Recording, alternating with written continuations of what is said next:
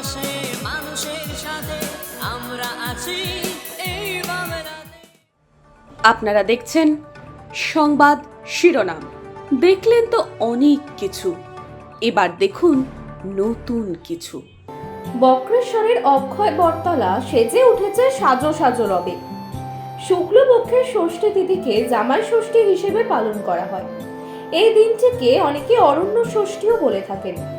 এই বছর 12ই জুন 2024 বুধবার জামাই ষষ্ঠী হিসেবে পালিত হচ্ছে। বাংলা ক্যালেন্ডার অনুসারে জামাই ষষ্ঠী পড়েছে 29শে জ্যৈষ্ঠ 1431। জামাই ষষ্ঠী শুনলেই প্রথমে কি মাথায় আসে বলুন তো?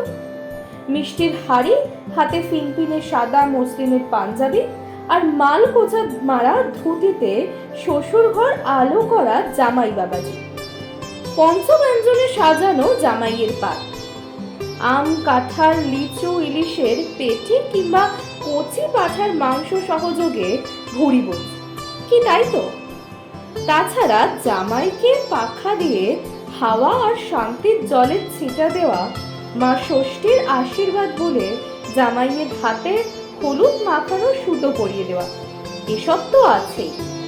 বড় কাঁসার থালার পাশে পাঁচমেশালি শুক্তো থেকে শুরু করে পরমান্ন পর্যন্ত থরে থরে বাটি সাজিয়ে হাত পাকা হাতে শাশুড়ি আর ভোজনরত জামাইয়ের ছবি তো চিরাচরিত।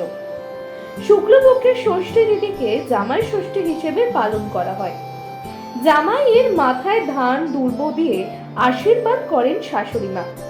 পরে থাকে ভোজনের আয়োজন, সাধারণত মধ্যাহ্ন ভোজের আয়োজনই করা হয়। আর এবার সেই একই চিত্রের সাক্ষী থাকলো বীরভূমের বক্রেশ্বর ধামের অক্ষয় বটতলা। সেখানে দেখা গেল এক অভাবনীয় চিত্র। সকল মহিলারা, মা, কাকিরা একত্রিত হয়ে সন্তানের মঙ্গল কামনায় এবং জামাইদের মঙ্গল কামনায় পুজো দিচ্ছেন। সেই চিত্র কিন্তু উঠে এসেছে। বীরভূমের বক্রেশ্বরের অক্ষয় বটতলা হয়ে উঠেছে এক টুকরো পূর্ণধাম। মানুষের পাশে মানুষের সাথে আমরা আছি এই বাংলাতে। আপনারা দেখছেন সংবাদ শিরোনাম।